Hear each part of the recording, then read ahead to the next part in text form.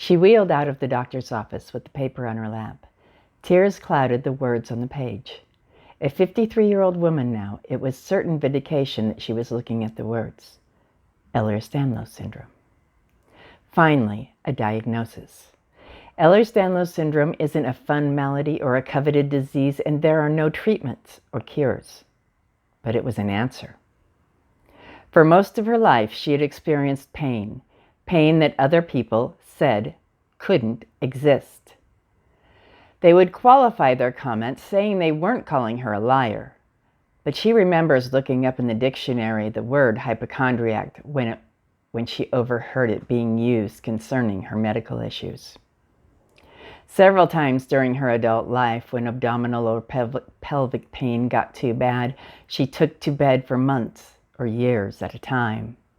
The depression that would follow was often blamed for the bedriddenness, but it was never the source. The pain was.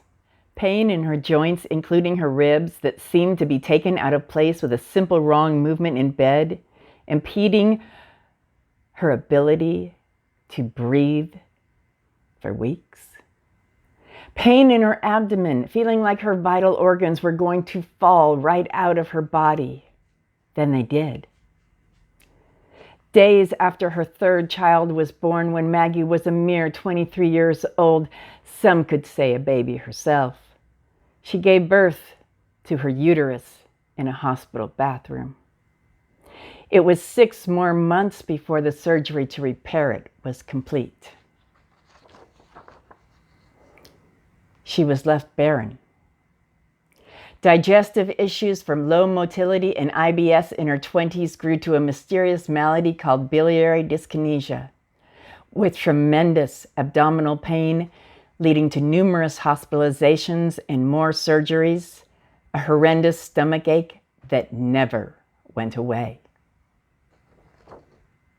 Bladder dysfunctions transformed into diagnoses that were as difficult to understand as they were to pronounce. Interstitial cystitis, urethrocoel, rectocoel, vulvodynia. Everything hurts, and she always has to go.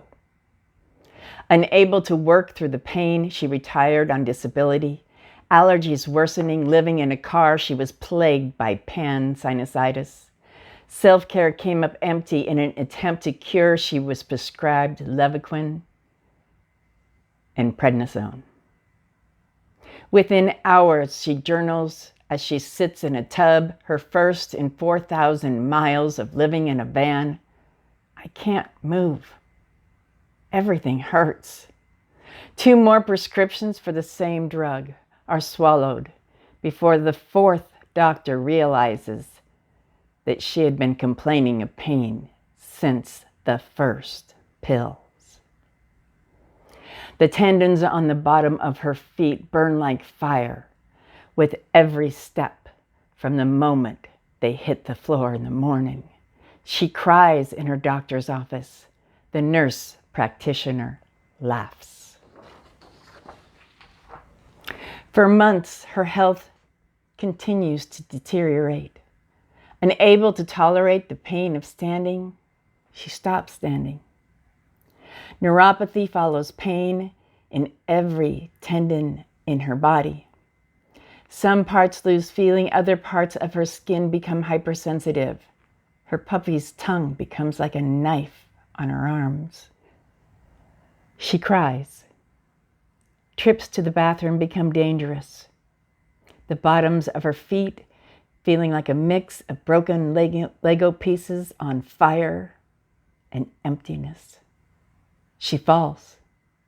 She keeps falling, her body like a ping pong ball between the narrow hall of her tiny 1-bedroom apartment. She falls in the middle of the floor. Both her shoulders are injured. It becomes evident that getting to the bathroom is now impossible without hurting herself. She humbles herself and asks for help. She waits for months. A caregiver and a power chair are prescribed the day before Maggie's 52nd birthday. Months of empowerment follow. Restored, revitalized, She searches for answers. Fluoroquinolone toxicity, a sinister description truncated down to a snide little word describing a life-affecting medication injury. She was floxed. Wanting justice, she searches further. No attorney is taking the case. The FDA has known for years. They put out a black box warning. That warning was ignored. Months go by. A new normal is adjusted to. An Easter egg in her research nags at her mind. The connective tissue issues she experienced most of her life weave their way into the front. She asks her doctor a question. That doctor agrees and makes a referral.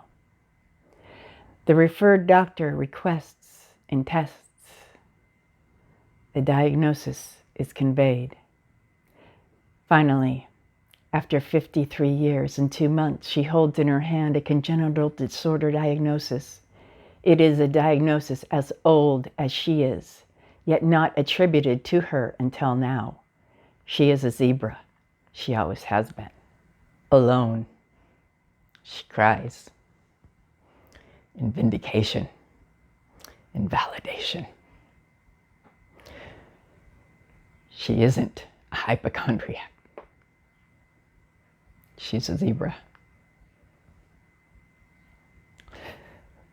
She has Ehlers-Danlos Syndrome.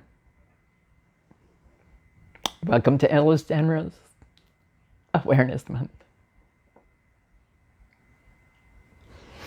I'm Maggie Slight. This is me. I have Ehlers-Danlos. Welcome to May.